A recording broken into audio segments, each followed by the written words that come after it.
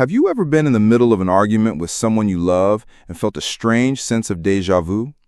The same accusations, the same defenses, the same painful, predictable ending.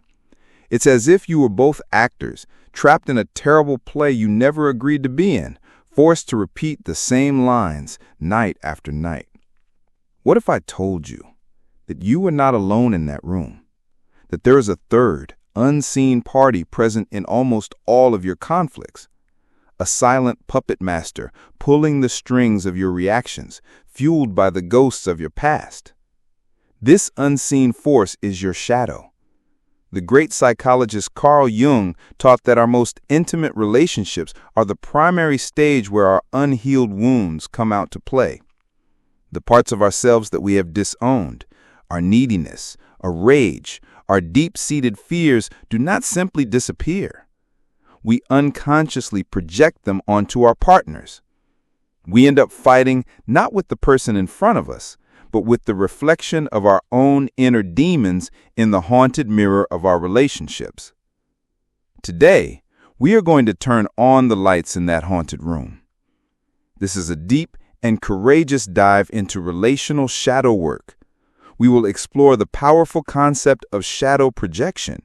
We will unmask the 3 most common shadow patterns that sabotage intimacy, and I will give you a practical framework to begin the crucial work of cleaning your own mirror so you can finally see the person you love and yourself clearly. This is not about blame. It is about liberation. To begin this journey of relational clarity, I invite you to make a simple, powerful declaration. Write in the comments below, "I am ready to see the truth." This feeling of being trapped in a repeating play, it is not an illusion. It is the most common and painful dynamic in long-term relationships. We fall in love with a person, but over time, we find ourselves in conflict with a pattern. And the reason we cannot solve the conflict is that we are trying to solve the wrong problem. We think the problem is about the dishes, or the money, or being late. But it is almost never about those things. Those are just the stage props. The real drama, the real script, is being written by the invisible hand of your unresolved past. Every one of us carries a blueprint for love, forged in the fires of our childhood. We learned what love looks like, what connection feels like, and what threatens our safety long before we have the words for it. These early experiences, especially the painful ones, create a set of core wounds and unconscious beliefs that we carry with us into our adult relationships. This is a foundational concept in the shadow work inspired by Carl Jung. Your shadow is not just your personal flaws, it is the entire unexamined history of your heart. Let's meet Jessica and Tom. They have been married for 12 years. They love each other deeply, but they are trapped in one specific soul-crushing fight. The fight about Tom's work. Tom is a dedicated surgeon, passionate about his career. Sometimes he has to work late. Logically, Jessica understands this. But when he calls at 6 p.m. to say he's stuck in surgery and will be late for dinner, something in her snaps. A cold, hard knot of rage and panic forms in her chest. When he finally gets home, she doesn't greet him with understanding. She greets him with a barrage of accusations. "You never prioritize me. You care more about your work than this family. I can't rely on you for anything." Tom, exhausted and confused, becomes defensive. "I was saving someone's life. Do you have any idea what my day was like? I am doing all of this for us, for our future." The fight escalates. Old wounds are brought up. Doors are slammed. They go to bed angry, two lonely islands in the same room. The next day, they apologize, they make up, and 3 weeks later, they have the exact same fight. What is happening here? They think they are fighting about a schedule, but they are not. They are fighting with ghosts. Jessica grew up with a father who was emotionally and physically absent. He was an alcoholic, a man of broken promises and empty chairs at the dinner table. As a little girl, she learned a devastating core belief. The people I love will always abandon me. My needs are not important. I am not worth staying for. This unhealed wound is a massive part of her shadow. Now, when Tom, a reliable and loving husband, is 30 minutes late, Jessica's conscious adult mind knows it's okay, but her unconscious child self is terrified. She is not reacting to Tom, the surgeon. She is reacting to the ghost of her abandoning father. Her rage is not about dinner. It is the desperate, terrified cry of a little girl screaming, "Please, don't leave me too." And what about Tom?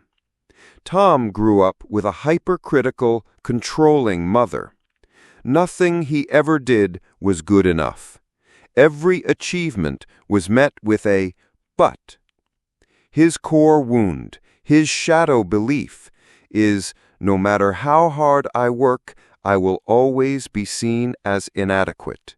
My efforts will never be recognized.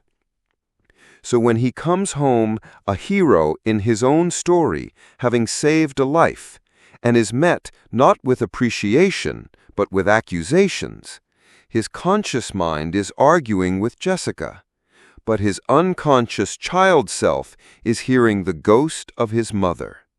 His defensiveness is the cry of a little boy, screaming, "Please, just for once, see that I am trying my best." This is the hidden tragedy playing out in so many of our homes. Two wounded inner children, dressed in adult clothes, projecting their deepest fears onto the person they love the most. Jessica is not seeing Tom. She is seeing her father's shadow. Tom is not seeing Jessica. He is seeing his mother's shadow. The relationship has become a haunted house filled with the unresolved business of the past. And the constant fighting is the sound of the ghosts rattling their chains. This is the first and crucial step of shadow work in relationships. It is the profound and often painful realization that many of our biggest conflicts are not about the present moment. They are time travel.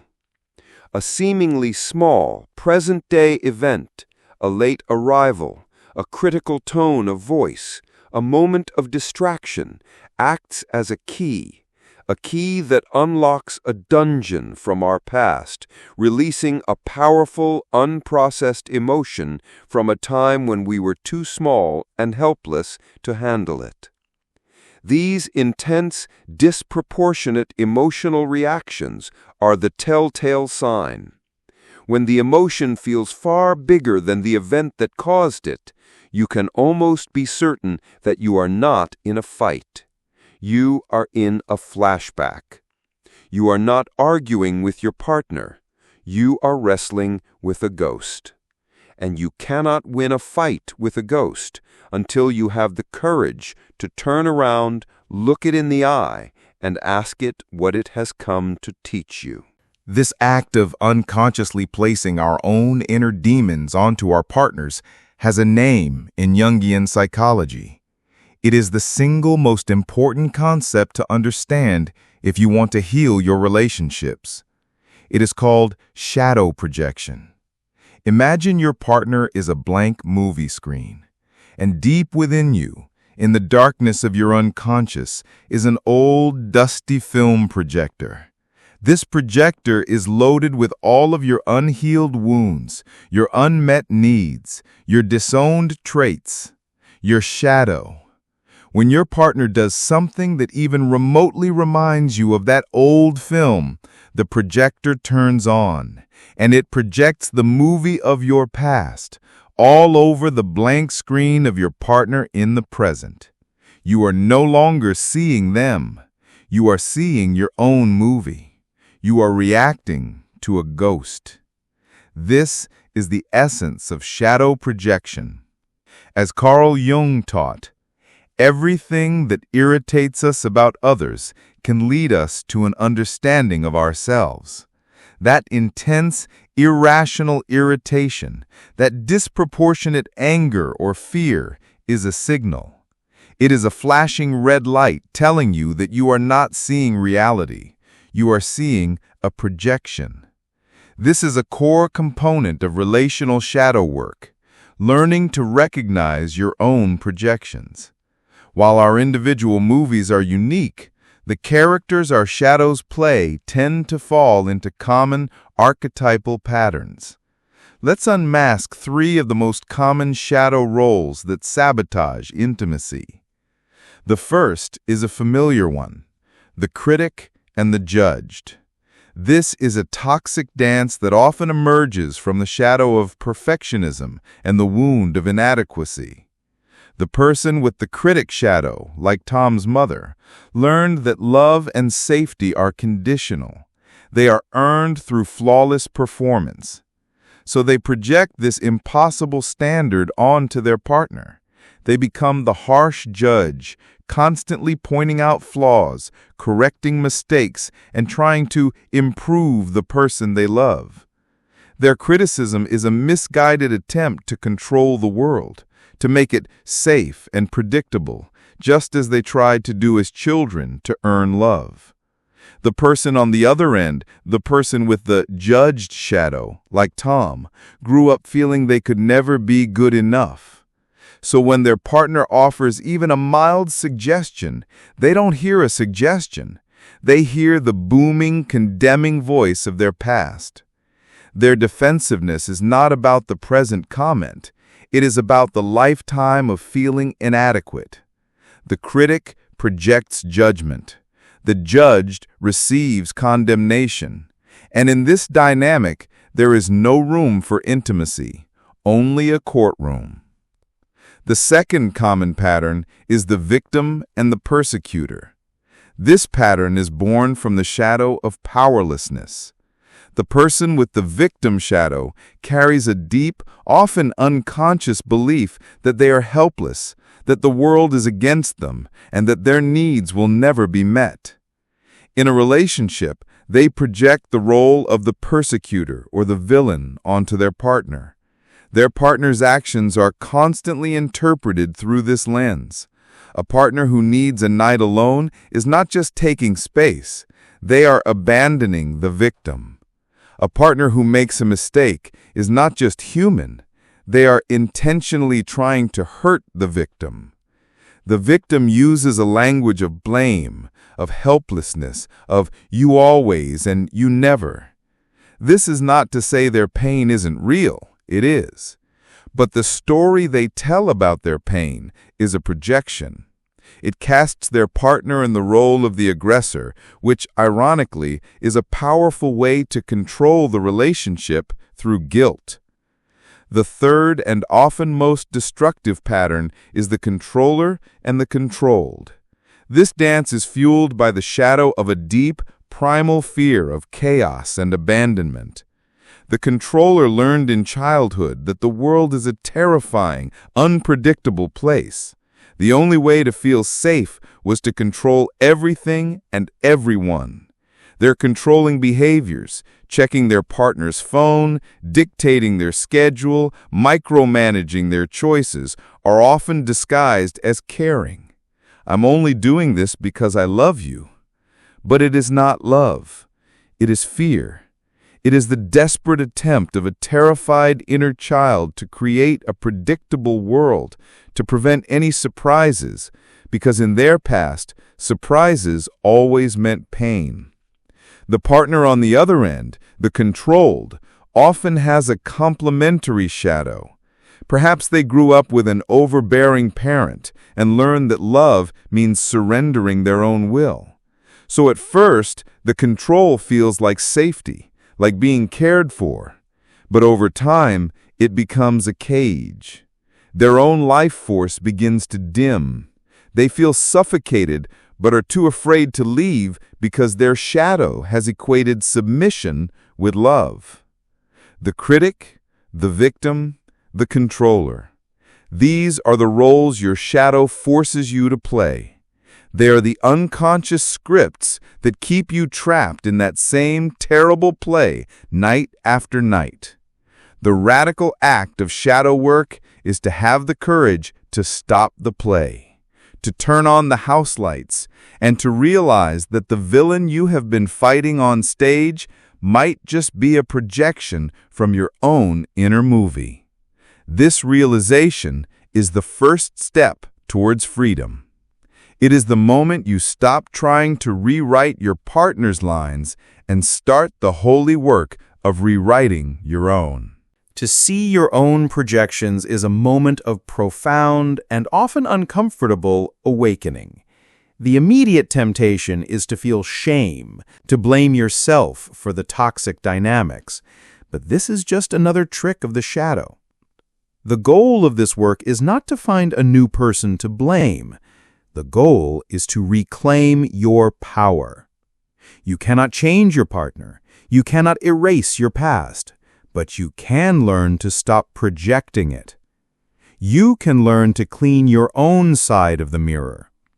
This is the ultimate act of relational maturity. It is the core of conscious connection, and it begins with a practice of radical self-inquiry. I want to guide you through a 3-step process you can use in the heat of the moment, the next time you feel that intense, disproportionate emotional trigger. Think of this as your emergency brake for shadow projection. We will call it the projection inquiry. Let's go back to Jessica, who gets triggered when her husband Tom works late. She is in the kitchen. She has just gotten off the phone with him. Her heart is pounding. Her mind is racing with accusations. The old play is about to begin. But this time, Jessica does something different. Step 1. Pause and name the core emotion. Before you speak, before you react, you must create a sacred pause, even just 10 seconds. In that pause, you turn your attention inward. You ignore the story, the justifications, the blame, and you ask one simple question. What is the raw physical feeling in my body right now? Jessica closes her eyes. She feels the knot in her stomach, the tightness in her throat. She bypasses the angry thought, "He is so selfish," and she finds the feeling underneath it. The feeling is not anger. It is terror. It is the cold, sharp childhood terror of abandonment. By naming the core emotion, she has already begun to separate the present event from the past wound. Step 2 is to locate the echo. Once you have named the emotion, you ask the next crucial question, a question that travels back in time. When is the first time, or the most powerful time, I have ever felt this exact same feeling? Jessica asks this question, and the memory surfaces instantly. She is 8 years old, sitting on the front steps waiting for her father to pick her up. He is hours late. It is getting dark. The feeling in her 8-year-old body is the exact same terror she is feeling in her kitchen right now. This is the moment of revelation. This is the heart of this shadow work practice. She realizes this intense feeling does not belong to Tom. It belongs to my father. It belongs to this little girl inside me who is still waiting on the steps. She is not angry at her husband for being late. She is heartbroken for the little girl who was abandoned. The third and most empowering step is to withdraw the hook. Shadow projection is like casting a fishing hook from your past and hooking it onto your partner in the present. Withdrawing the hook is the conscious act of taking your own feeling back. It is a silent internal declaration.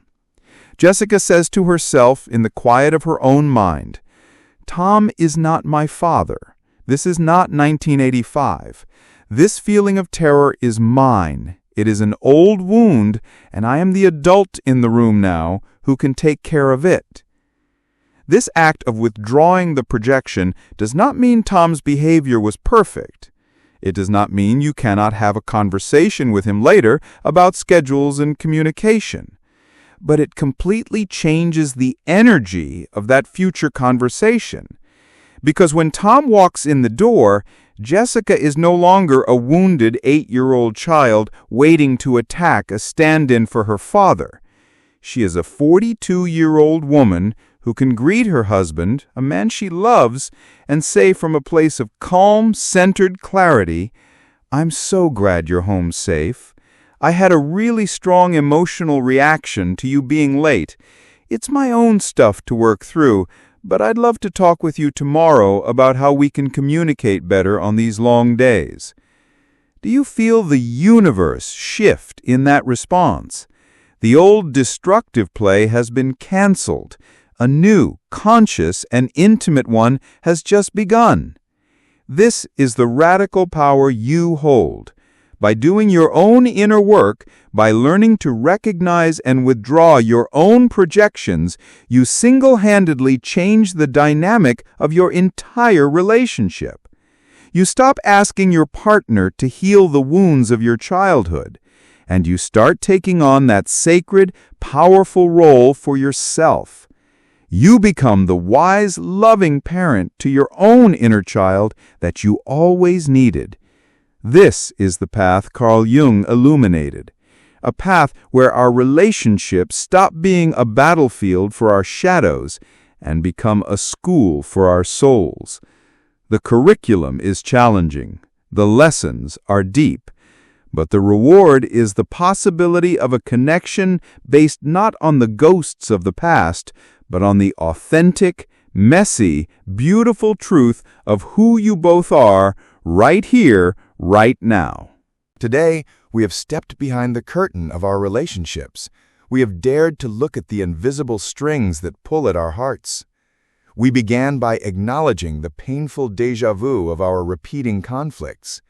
Through the story of Jessica and Tom, we saw how two loving people can become actors in a terrible play, speaking lines written by the ghosts of their past. Then we journeyed into the heart of Carl Jung's psychology to name the puppet master, shadow projection.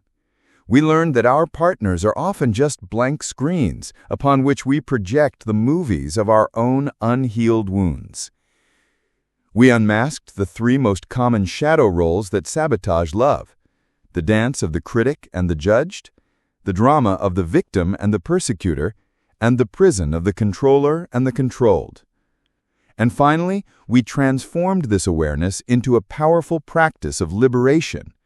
Through the 3 steps of the projection inquiry, pausing to name the emotion, locating the echo in our past, and courageously withdrawing the hook, we found a key to step out of the play and back into the present moment.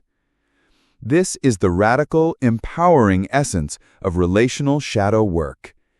The greatest illusion we hold about our relationships is that the problem is the other person. The most liberating truth is that our greatest power lies in taking responsibility for our own inner world.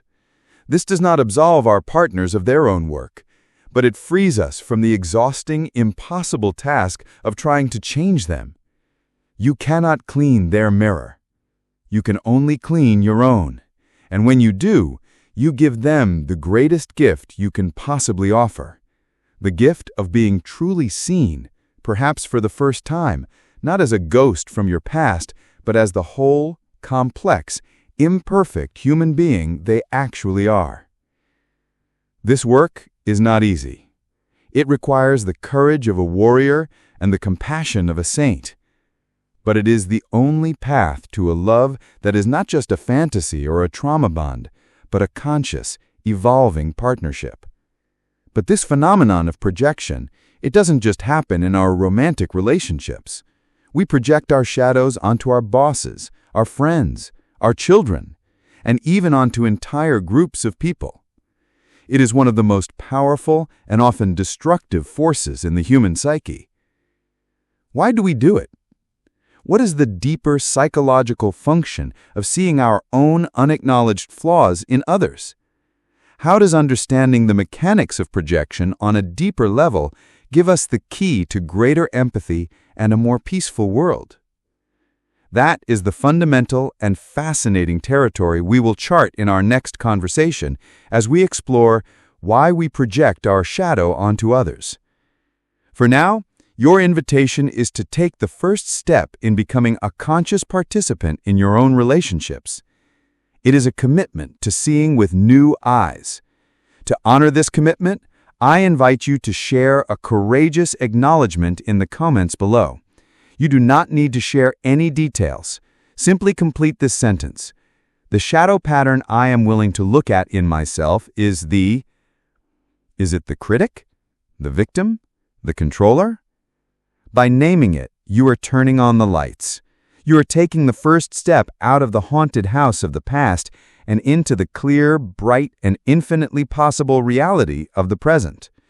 And that is where true connection begins.